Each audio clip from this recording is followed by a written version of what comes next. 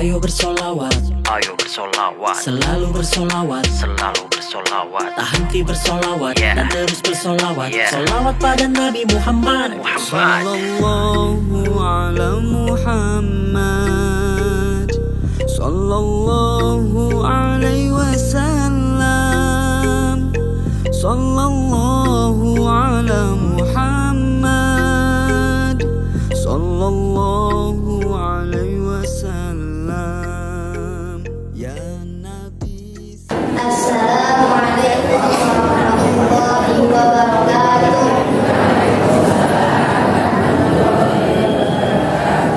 Alhamdulillah wa syukurillah, la haula wa la quwwata illa billahil aliyyil azim. Asyhadu an la ilaha illallah wa asyhadu anna Muhammadan abduhu wa rasuluh. Allahumma shalli ala Muhammad wa ala ali Muhammad. Amma ba'd. Pengajian Ahad pagi Masjid Darussalam Kota 5 April 2020. Pertama pembukaan, mari kita buka majelis ini dengan bacaan Bismillahirrahmanirrahim. Acara berikutnya sambutan berupa takmir Bapak Dr. Haji Adi Dermawan MA. Ayo sahabat Yaqilatul Islam, Assalamualaikum warahmatullahi wabarakatuh. Alhamdulillahirabbil alamin, asyhadu an la ilaha illallah wa asyhadu anna Muhammadan abduhu wa rasuluh. Allahumma shalli wa sallim wa barik ala Muhammad wa ala ali Muhammad amma ba'd. Sehat-sehat Ibu Bapak. Bersyukur kepada Allah, hari ini kita disehatkan, dimudahkan, masih dalam suasana lebaran. Oleh karena itu, Ibu Bapak, nanti habis ini kita akan bersalam-salaman setelah ditutup oleh Mbak Zainab. Kemudian yang kami sampaikan juga ucapan terima kasih yang sodakoh hari ini, yaitu Ibu Heru Seno, Ibu Ismariati, Bu Marsila, Bu Sri Sinta, Bu Abdul, Bu Sulina, Bu Yuli Bronto, Bu Siti Sultan, Bu Tarjo, Bu Dani, dan Bu Ana. Semoga menjadi amal jariah buat beliau-beliau yang hari ini bersama kita semua. Ibu Bapak rahimakumullah, terima kasih kepada Ananda Zainab yang sudah menjadi Master of Ceremony pagi hari ini. Terima kasih kepada Ustaz Taufan, semoga menjadi amal jariah buat antum, dan terima kasih buat semua. Aku qouli hadza, wassalamualaikum warahmatullahi wabarakatuh. Berikutnya, acara ini yang disampaikan oleh Ustaz Sohibul Adhar LCMH. Bismillahirrahmanirrahim. Assalamualaikum warahmatullahi wabarakatuh.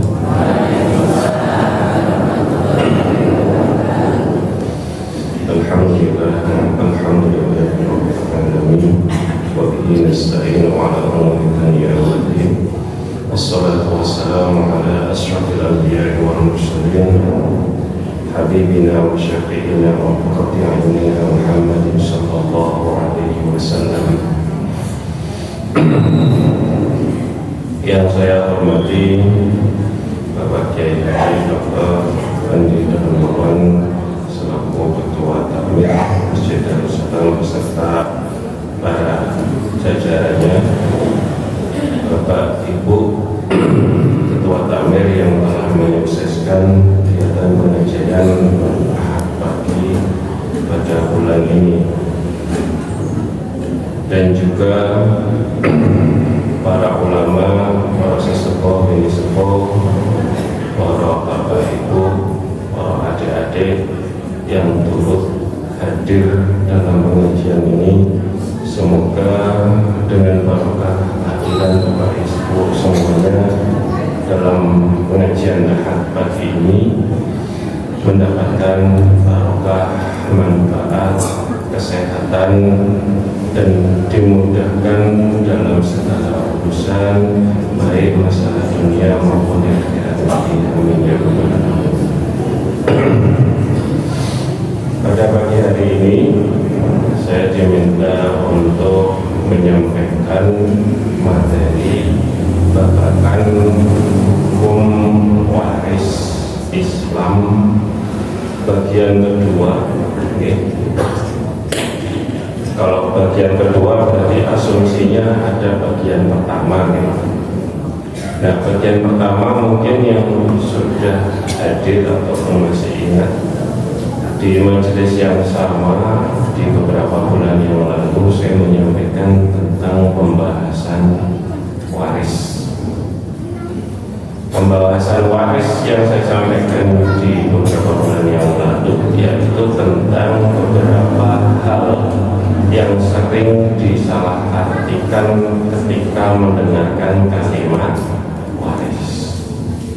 Waktu itu banyak dari kita yang belum bisa membedakan apa itu hibah kepada anak,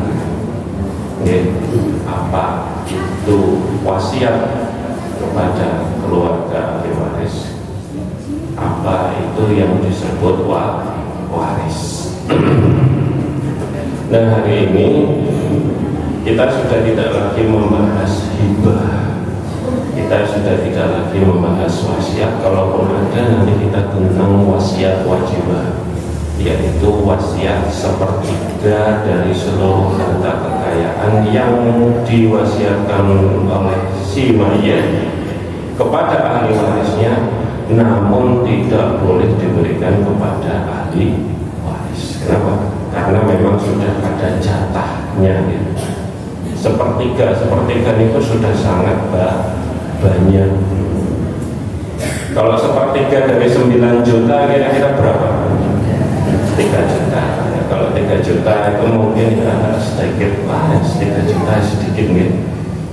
Cuman kan warisan masa cuma 3 juta, warisan kan biasanya 900 meter tanah di samping jalan. Wah, itu kan. Kira-kira kalau suruh ngasih sepertiga, itu ngomong. Kalau 3 juta ya itu, tapi kalau 300 meter itu kali 7 juta, mampu jalan ya. Nah, itu yang repot. Nah, hari ini kita akan membahas tentang warisan. Baik. Qala al-mu'allif rahimahullah wa nafa'ana fi ulumihi fid dharain amin. Di dalam buku yang saya bacakan di sini yaitu tentang Ahkamul Mawaris fi Syariah Islamiyah al-Madhahib al-Arba'ah, sebagaimana yang ada di dalam kitab yang ditulis oleh Fadlatul Syekh Muhammad Muhyiddin Abdul Hamid.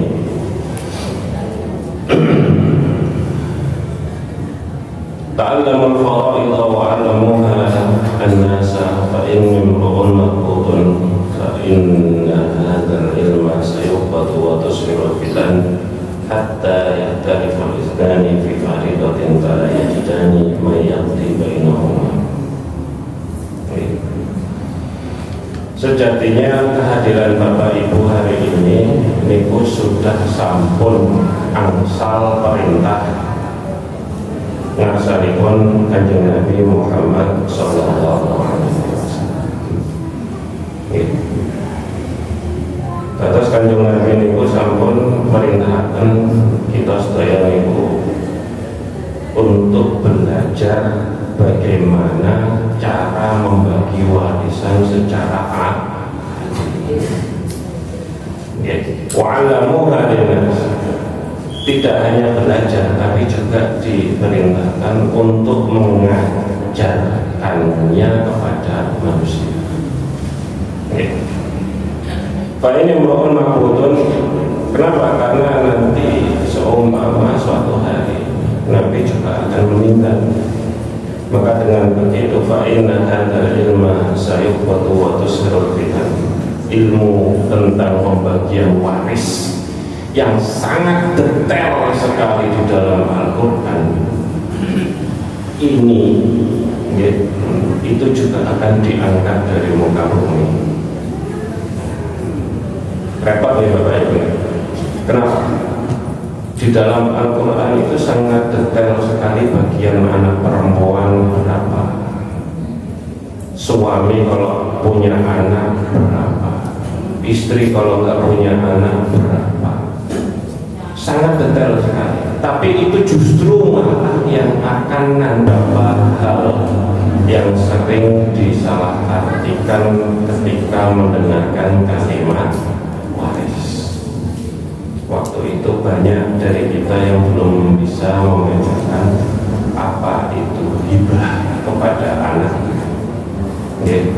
apa itu wasiat kepada keluarga ahli waris, apa itu yang disebut waris. Nah, hari ini kita sudah tidak lagi membahas hibah, kita sudah tidak lagi membahas wasiat. Kalaupun ada, nanti kita tentang wasiat wajibah, yaitu wasiat sepertiga dari seluruh harta kekayaan yang diwasiatkan oleh si mayit kepada ahli warisnya, namun tidak boleh diberikan kepada ahli waris. Kenapa? Karena memang sudah ada jatahnya gitu. Sepertiga itu sudah sangat banyak. Kalau sepertiga dari 9 juta kira-kira berapa? 3 juta. Kalau 3 juta itu mungkin ya sedikit, 3 juta sedikit gitu. Cuman kan warisan masa cuma 3 juta, gitu. Warisan kan biasanya 900 meter tanah di samping jalan. Wah, itu kan. Kira-kira kalau suruh ngasih sepertiga itu ngomong. Kalau 3 juta ya itu, tapi kalau 300 meter itu kali 7 juta mampu jalan ya. Nah, itu yang repot. Nah, hari ini kita akan membahas tentang warisan. Baik. Qala al-mu'allif rahimahullah wa nafa'ana bi ulumihi fid dharain amin. Di dalam buku yang saya baca di sini, yaitu tentang Ahkamul Mawaris fi Syariah Islamiyah al-Madharib al-Arba'ah, sebagaimana yang ada di dalam kitab yang ditulis oleh Hadratus Syekh Muhammad Muhyiddin Abdul Hamid.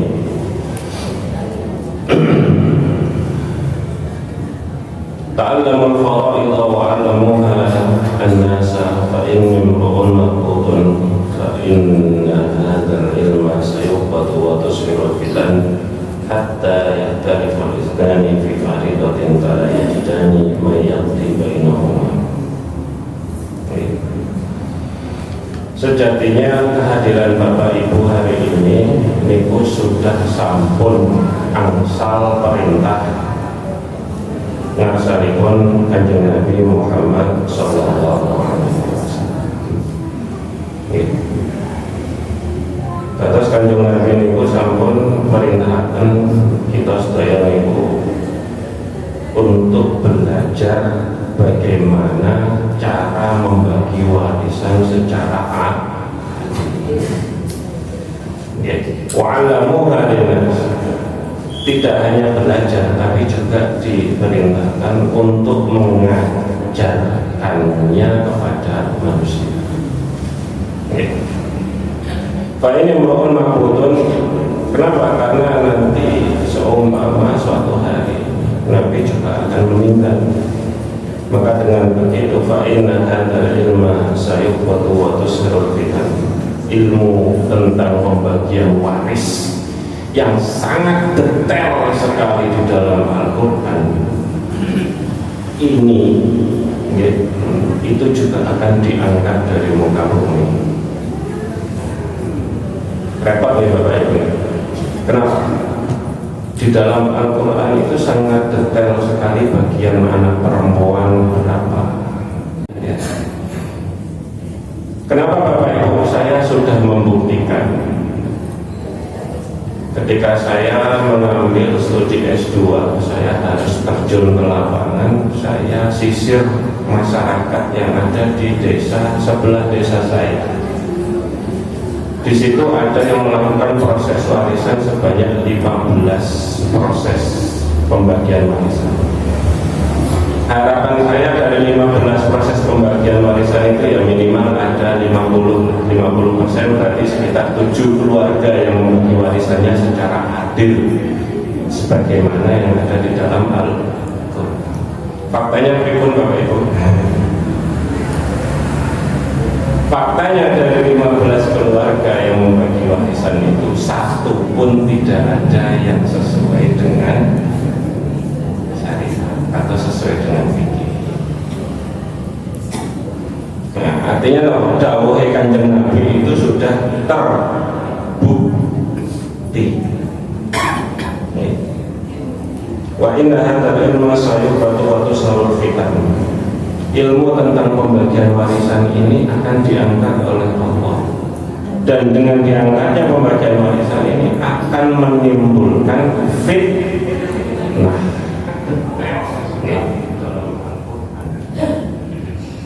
Jadi saya wawancara door-to-door dari pintu ke pintu, Bapak itu habis bagi warisan siapa saja yang dibagi, ini dapat berapa, ini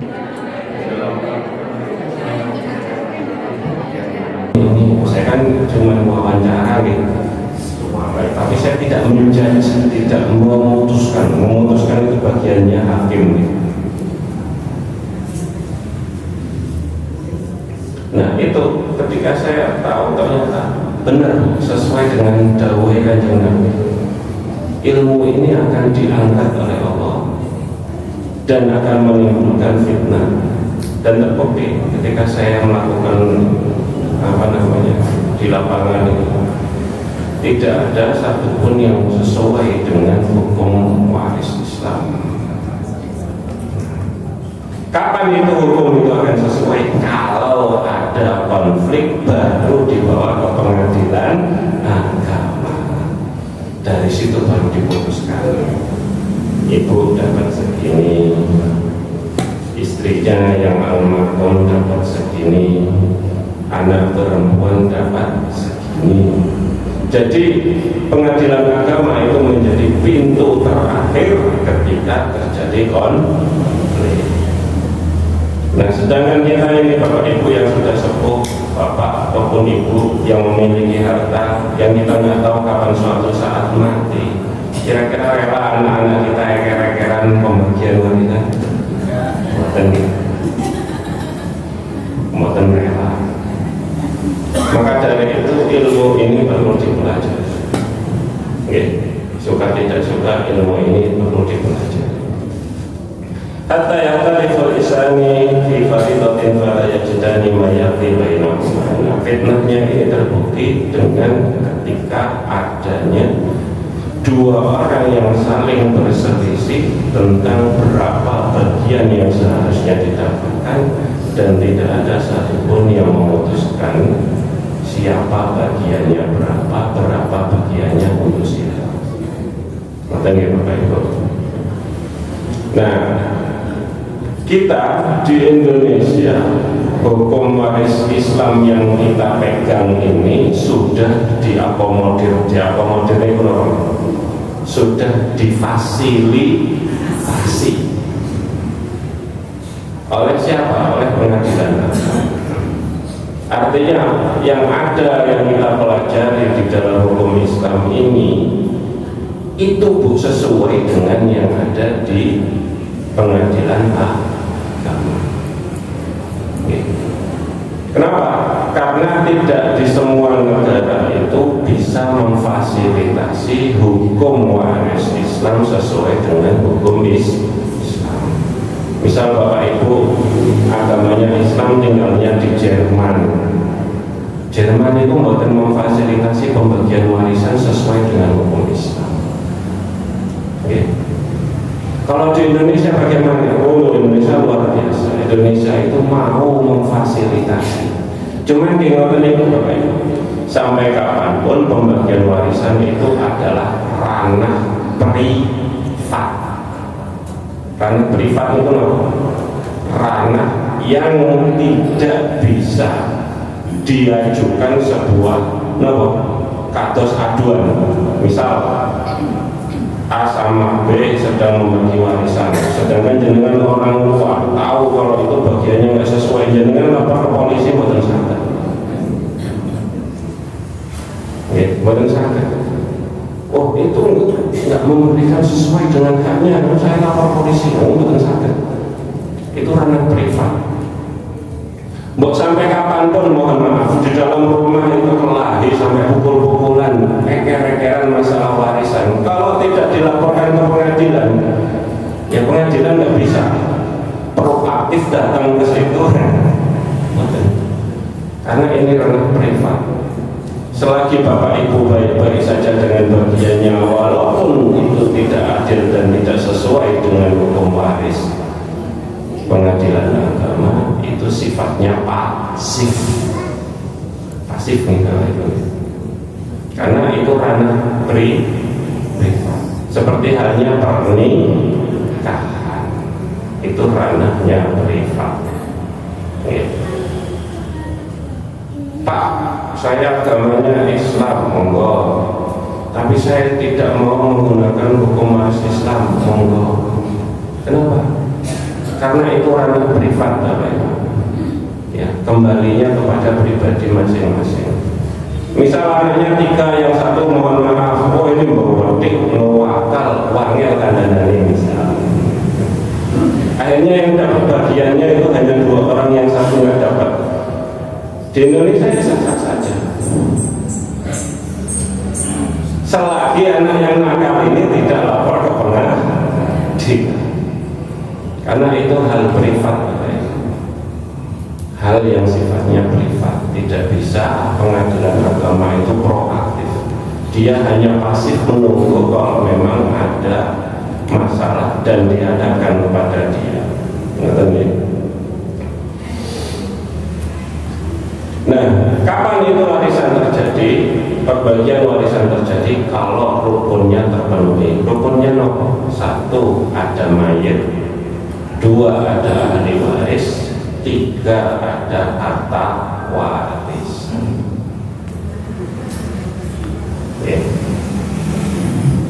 Pak, mayitnya nggak ada yang mati, ya berarti nggak ada warisan. Ngomongin warisan kok nggak ada yang mati? Warisan itu nunggu dulu, harus ada yang mati. Mau anak kecil, mau anak yang belum dewasa, mau yang sudah dewasa belum menikah, apapun itu bisa terjadi proses warisan. Walaupun warisannya hanya baju, pakaian, sepatu.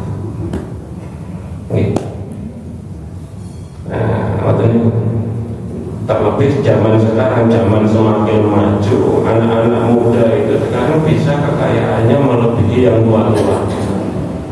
Anak baru 17 tahun punya akun YouTube, gajinya dari YouTube bisa 80 juta, 10 juta, sampai 30 juta per bulan.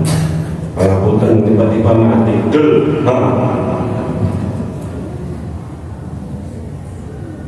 itu kan selagi video YouTube-nya ditonton oleh banyak orang, itu kan gajinya masuk terus ke akunnya.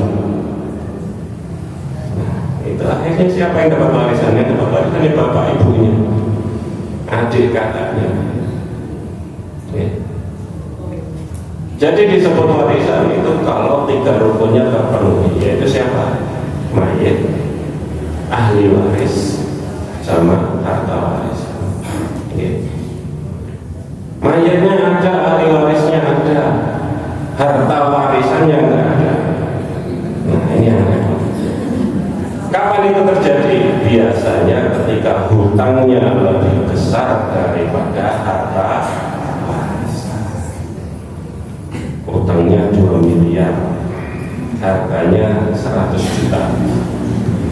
Akhirnya Pak meninggalkan warisan hutang, dibagi rata ke ahli. Ini repot. Kenapa? Karena memang ada kewajiban membayarkan hutang kepada siapa yang lebih berhak ketika ada mayit. Ya. Jadi kan biasanya Bapak Ibu sebelum mayat itu diberangkatkan diumumkan ya di masyarakat ya, siapa saja yang punya hutang, yang pernah dihutangi ya. Bahkan kalau menurut fikih pembayaran hutang ini ada beberapa pendapat yang mengatakan itu sebelum mayat dikafani, hutang itu dibayar dulu. Kenapa? Jangan sampai duit yang seharusnya buat bayar hutang malah dibuat bayar beli kafan. Sampai kadang seperti itu. Tapi pendapat yang lebih kuat mengatakan manusia itu kalau hidup itu kira-kira kalau misal dia nggak pakai baju, mana dulu yang dilakukan, beli baju dulu atau bayar hutang dulu? Nah, sama dengan mayat dipakein baju dulu baru bayar. Nah sekarang kalau di Indonesia ini berkata ya, kain-kain kafan di masjid-masjid itu kan biasanya banyak nih. Bisa dimanfaatkan apabila memang si mayat ini memang miskin. Wa ajmal fuqaha al-Hanafiyyah wal Malikiyah wa Syafi'iyyah ala annahu yata'allaqu bima yahtarifu al-mayyit min al-mirasi khamsatu huquqin ba'duhuma muqaddamun ala ba'din. Sebagaimana yang telah disepakati oleh para ulama, ada 5 hal yang harus dilakukan sebelum proses pembagian warisan setelah ada mayit. Al-awwal kullu haqqin 'alaihi li ghairihi, yaitu adalah membayarkan seluruh hak yang harusnya wajib dibayarkan atas si mayit. Apa saja itu? Idza kana al-haqqu muta'alliqan bi'aini min al-'ayani al-ma'al wa bidzalika amsaluhu fa misal awal al-'amal marhunah min malihi. Si mayat ini ada enggak harta yang digadaikan? Hutang yang pertama kali harus dibayarkan kepada pemilik haknya, itu yang utama adalah berkaitan dengan harta-harta yang ada wujudnya ya. Contohnya adalah di dalam pegadaian. Gadai itu paling mudah nih Bapak Ibu nih. Bapak Ibu punya harta emas surate lali di kawanan toko mboten payu, di kawanan gadai payu. Nah maka yang pertama kali ini itu adalah harta yang berkaitan ketika harta tersebut digadaikan, mau itu emas, mau surat, mau itu sepatu, mau itu sepeda, mobil gitu. Begitu juga al-marhum tani abdul ladzi jana fi hayati jinayatan tujibu malan atau tujibu qudan wa innahu fi anhu. Kalau zaman dahulu itu ketika ada orang yang wajib membayar diyah, denda atas apa? Contohnya kalau zaman sekarang itu tindak pidana pembunuhan, tindak pidana penganiayaan. Ketika dari wali itu memaafkan, maka orang yang pelaku tindak pidana tersebut wajib membayar dendanya apa? Kalau menyawa dendanya adalah 100 onta. Nah itu harus dibayarkan terlebih dahulu. Wasani al-mabi'u alladhi ishtarahu wa lam yabidhu wa lam yu'addi thamanuhu, yaitu apa? Terkait harta jual beli, barang yang sudah dipegang tapi belum dibayar.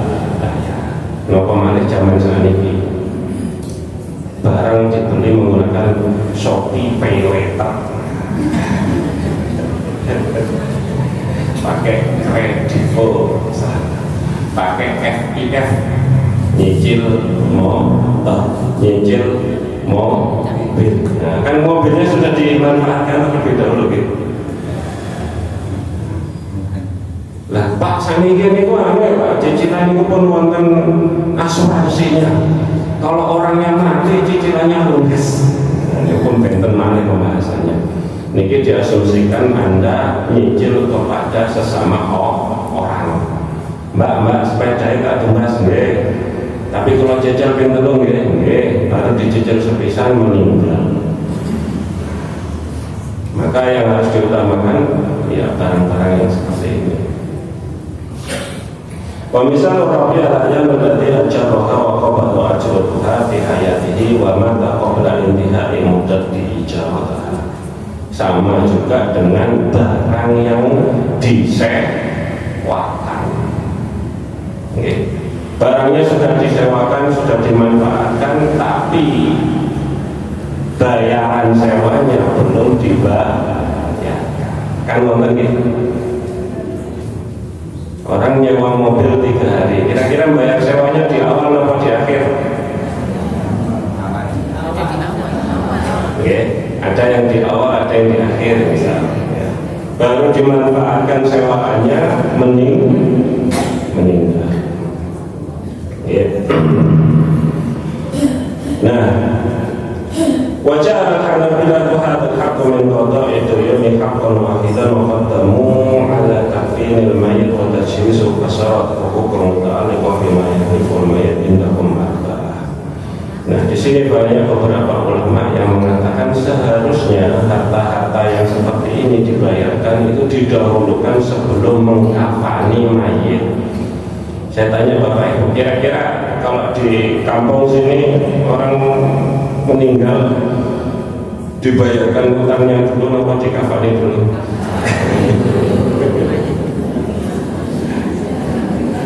Ya, dikafani dulu.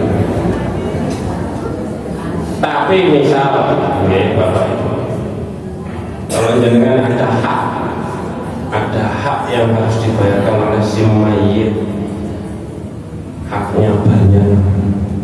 Sedangkan dalam proses pengkafani ini tidak hanya satu, wa takfinuhu wa ghusluhu wa rasmuhu. Nah, itu kalau di Indonesia biaya mengkafani, mengirim jenazah pakai ambulans, bayar yang ngurus kuburan, beli kijing, beli bunga, beli klise, beli nisan. Ini siapa yang bayar? Ahli waris.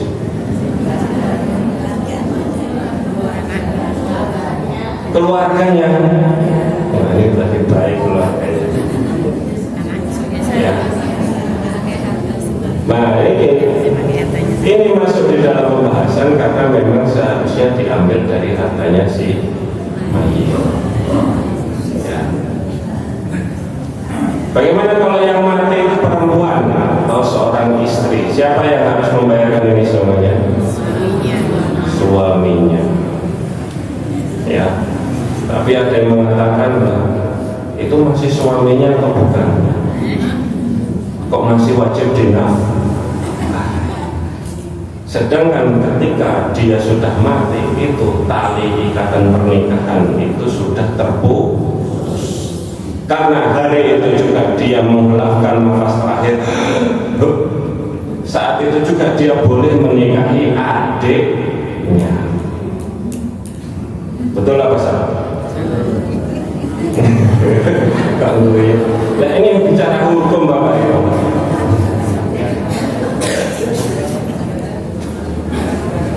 Ketika istrinya mati misal detik ke jarum panjangnya di 8 cetek, jarum ke-9 itu sudah boleh si suami menikahi adiknya. Nah, ini jangan-jangan apa sih ini boleh juga ini. Kenapa? Ya memang kematian itu memutus tali pernikahan. Nah, tapi pendapat yang dirojikkan, yang dikuatkan memang ketika mati, okay, tali pernikahan itu sudah terputus.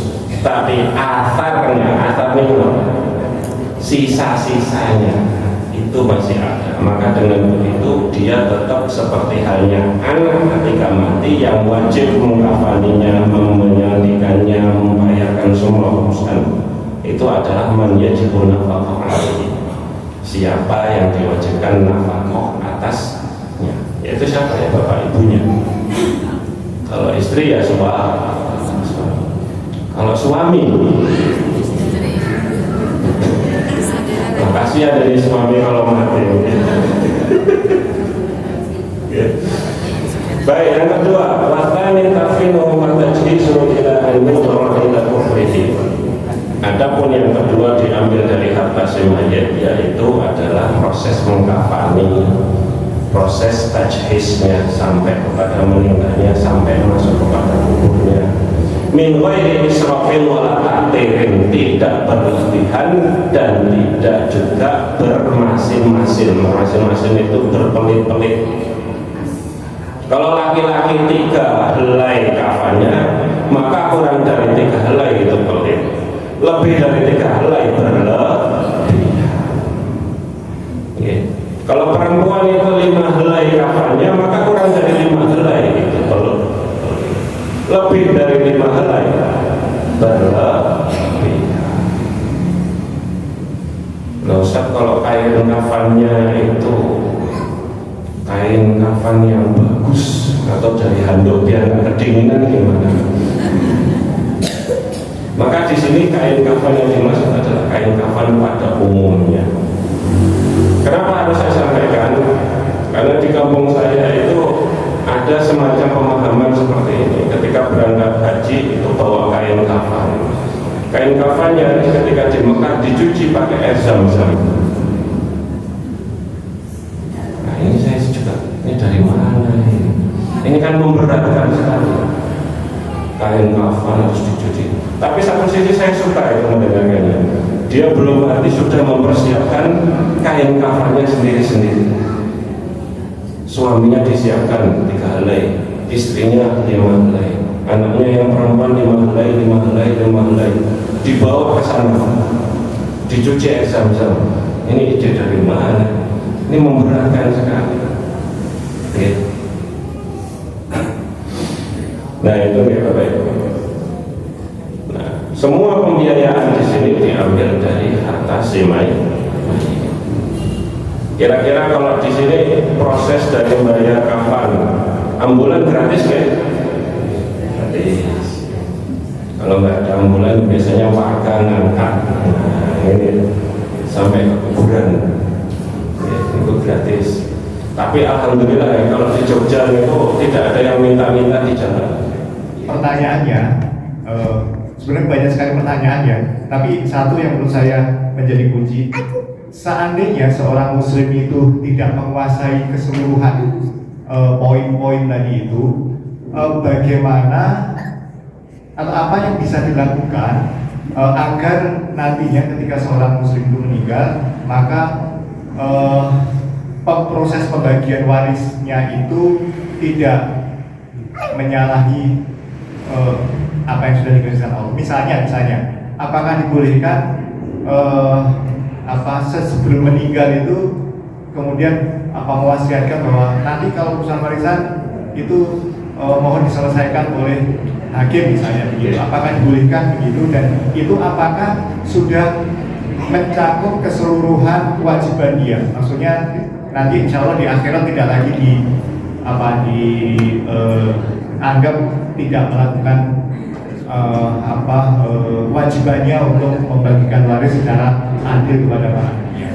Demikian Ustaz, terima kasih. Assalamualaikum warahmatullahi wabarakatuh. Waalaikumsalam. Masa mayat sudah meninggal masih dibebani bagi warisan? Nah ini. Jadi satu, mayat tidak boleh membebani ahli waris. Ahli waris tidak boleh terbebani dengan warisan. Wasiat itu ada benernya, ada baiknya, tapi juga kadang agak sedikit membebani. Nah kita sebagai orang yang masih hidup, paling mudah sekarang itu adalah membekali ilmunya kepada anak-anak kita, saudara-saudara kita. Membekali ilmunya, walaupun hanya sedikit kita bekali.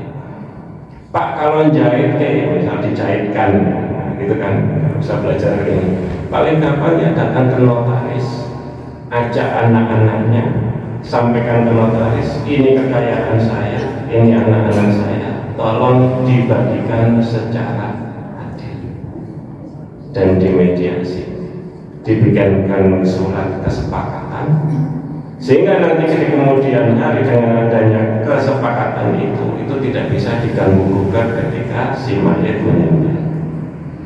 Nah, yang repot itu kan kita nggak pernah tahu yang mati siapa duluan. Kadang-kadang yang mati malah anaknya duluan. Ya. Jadi seperti itu. Jadi Bapak Ibu nggak usah takut nanti kalau aku mati warisanku bagaimana, itu urusan anak Bapak Ibu. Tugas kita hanya membekali anak-anak kita bagaimana mereka hidup secara rukun, baik kepada anaknya, baik kepada adiknya, baik kepada kakaknya. Tentang warisan suka tidak suka harus diajarkan. Nah, di Al-Quran ini ada bagiannya segini untuk anak perempuan, bagian segini anak laki-laki, bagian segini anak. Bapak Ibu juga jangan merasa terbebani, ini nanti daripada eker-ekeran tak bagi ini. Tidak harus, ini harta-hartanya Bapak Ibu, suka-suka Ibu, mau dikuasai, mau diapakan, mau dinikmati, itu sah-sah saja. Tapi memang sedekah diberikan kepada anak itu pahalanya itu jauh lebih besar daripada sedekah kepada orang lain, sedekah kepada masjid, sedekah kepada mana. Apa buktinya? Ya seperti ketika sahabat Nabi ingin mewakafkan tanah yang paling dicintainya ketika Rasulullah menyukainya, tentang tanah Bairuha. Itu sudah saya sampaikan di awal ini. Apakah Nabi menerima dengan cuma-cuma wakafnya? Tidak. Malah Nabi mengembalikan hartanya, disuruh menyedekahkan kepada keluarganya. Bapak Ibu yang bisa hibah sekarang juga bagus sekali, bisa, monggo.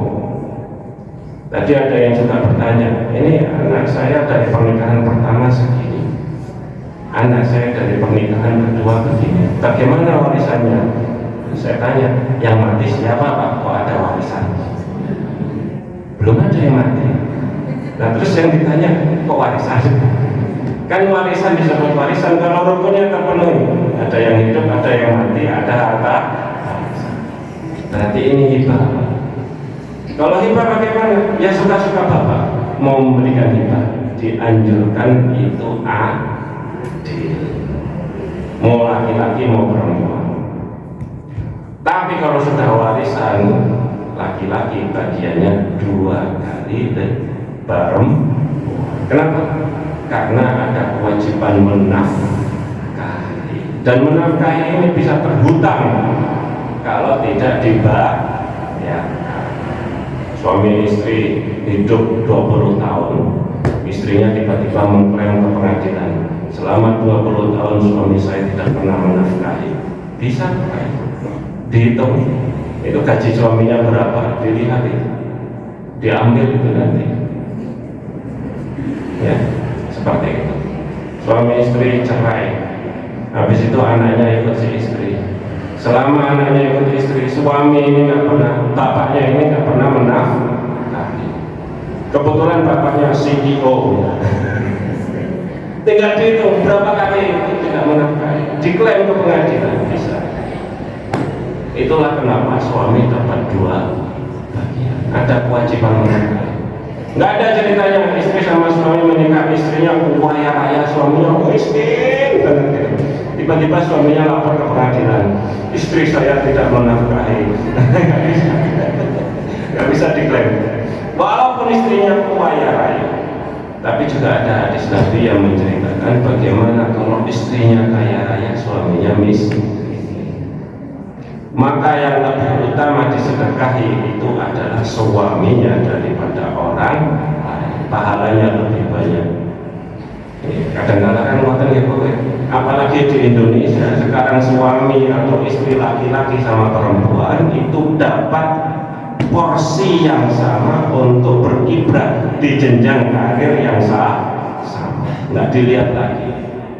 Kalau dulu kan laki-laki duluan, tinggi minimal segini. Sekarang nggak ada, laki-laki dapat posisi, perempuan dapat posisi. Bahkan yang difabel pun yang disabilitas pun juga ada porsinya. Nah, sehingga kalau ditanya tadi kita sekarang bagaimana kalau belum tahu nanti warisan kita, maka kita ya antisipasinya seperti itu. Kita tetap membekali anak kita.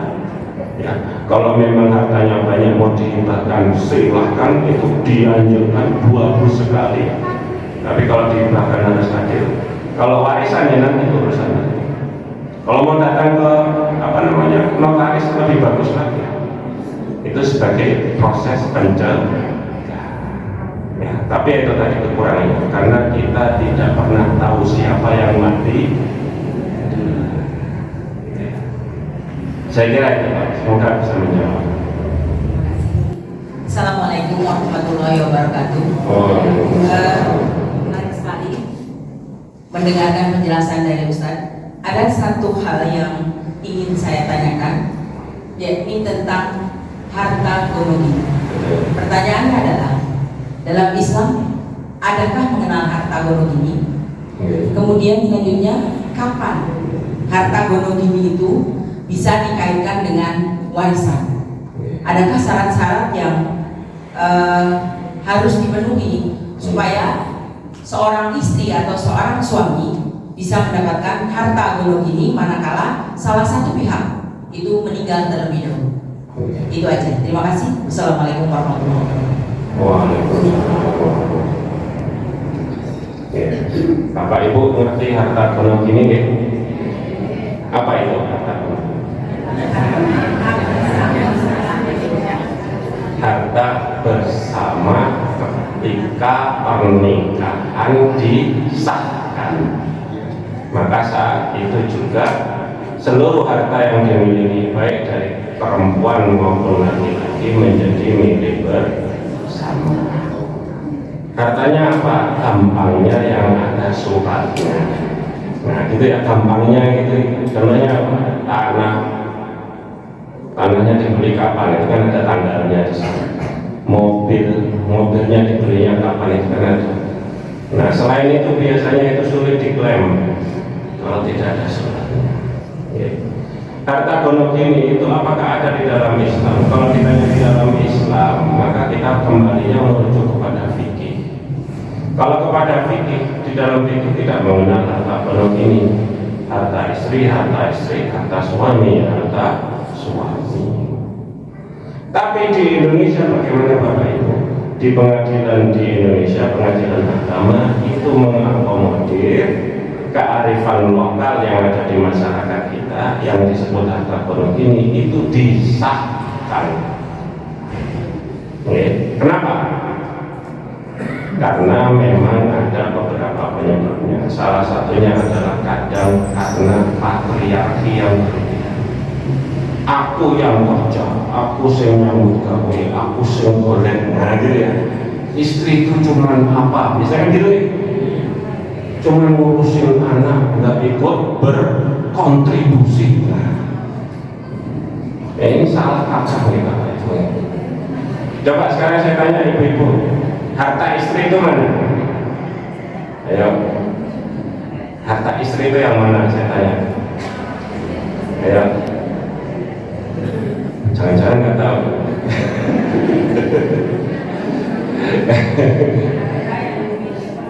Harta yang dimiliki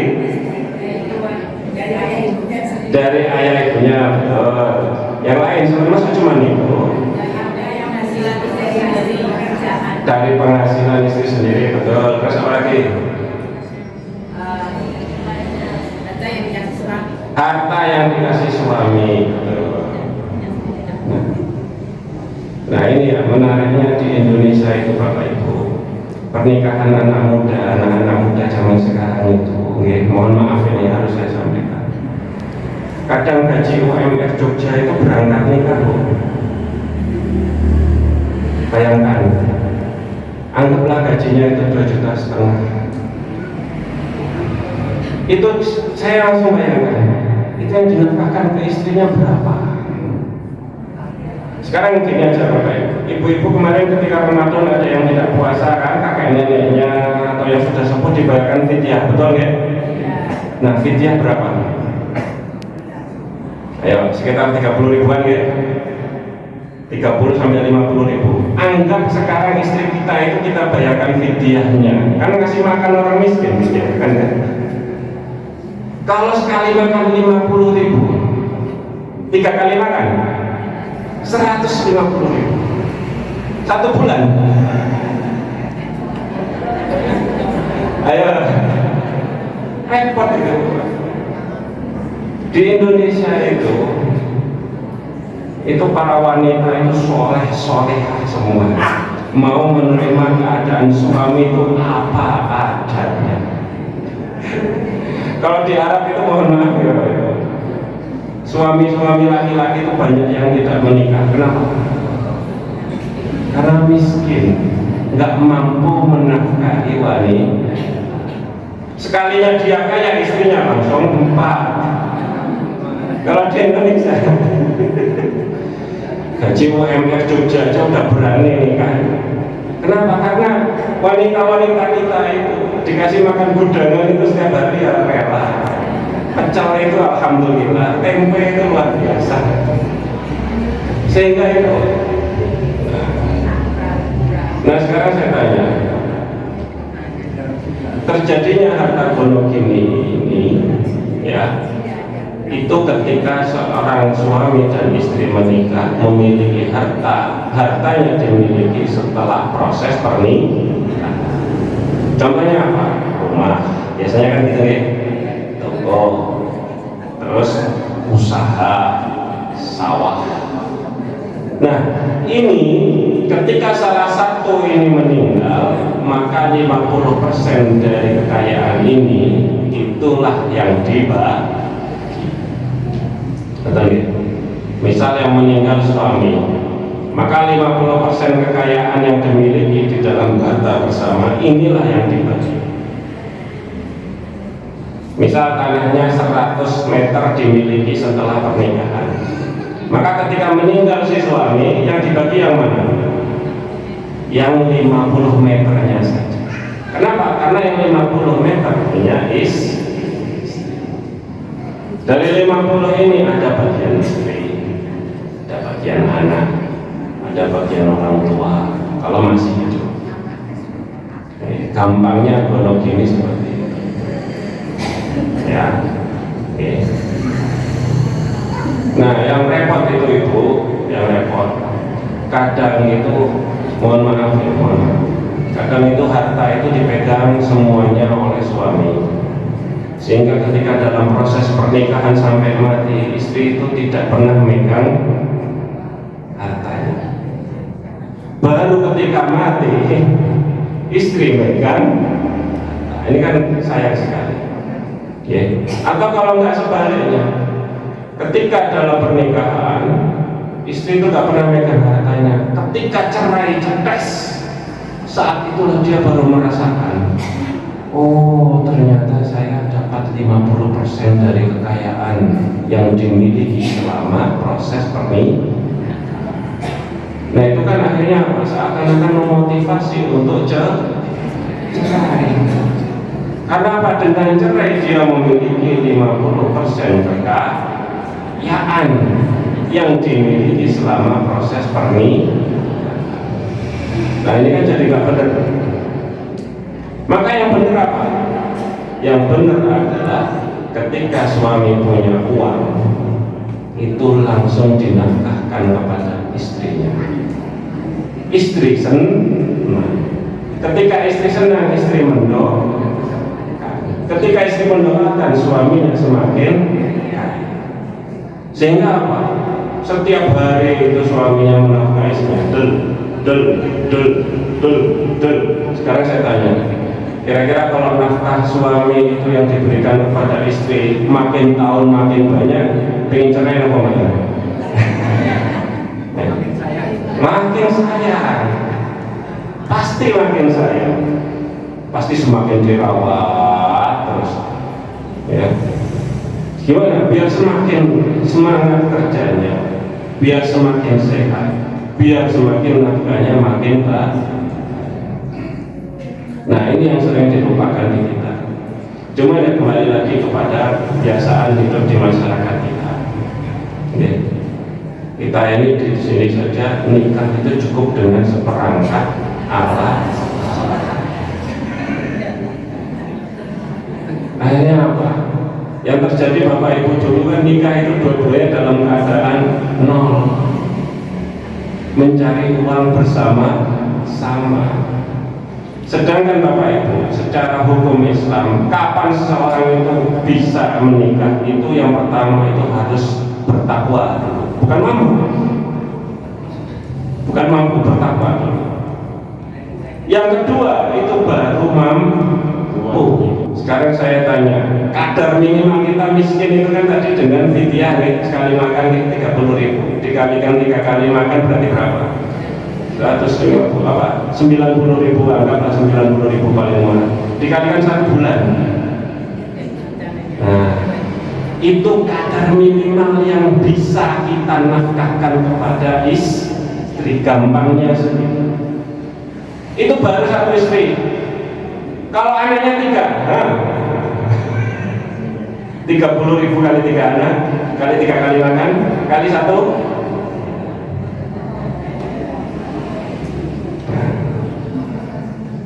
Nah, seperti itu. Nah, kita kan enggak kita baik. Gaji UMR, istri 1, anak 3. Luar biasa. Istri-istri di Jogja itu solihah semua ya. Sangat ridho, sangat legowo dinafkahi oleh para suami ya. Nah, ini juga memotivasi para bapak-bapak juga, kita ini kaum laki-laki ini ya, semakin semangat menafkahi istrinya ya. Kenapa? Karena itulah kewajiban ya. Kira-kira jangan-jangan ini bapak-bapak tidak tahu, memberi duit 100.000 kepada istri sama sedekah 1 juta ke masjid, mana yang lebih besar pahalanya?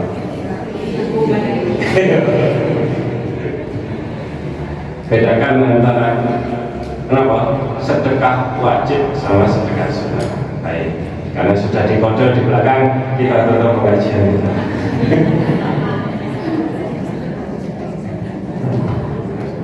Sebelumnya terima kasih kepada Bapak. Kenapa saya biarkan waktu terus berlalu hingga jam 7? Karena akadnya sudah ada. Sebelum Ramadan kita tutup, insya Allah berusaha akad nanti waktu nggak panjang karena menanggapi beberapa pertanyaan. Itu ya. Jadi perlu saya sampaikan khusus hari ini beda karena ini ngaji kitab sumber. Maksud saya ya bukan sumber datanya jelas. Sallallahu alaihi wasallam, ya Nabi salam alaika, ya Rasul salam alaika, ya Habib salam alaika, salawatullah alaika.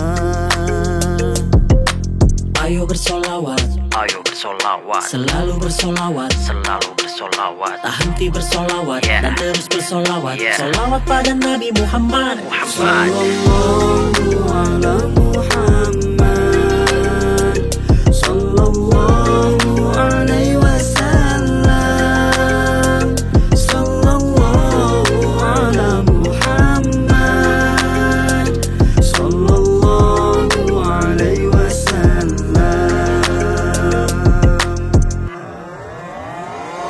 Ashraqal badru alaina, فاختفت منه البدور مثل حسنك ما رأينا قط يا وجه سروري. Ayo bersolawat, Ayo bersolawat, selalu bersolawat, selalu bersolawat. tak henti bersolawat Yeah. dan terus bersolawat. Yeah. Solawat pada Nabi Muhammad. Muhammad. Sallallahu ala Muhammad, sallallahu alaihi wasallam, sallallahu ala Muhammad, sallallahu alaihi wasallam.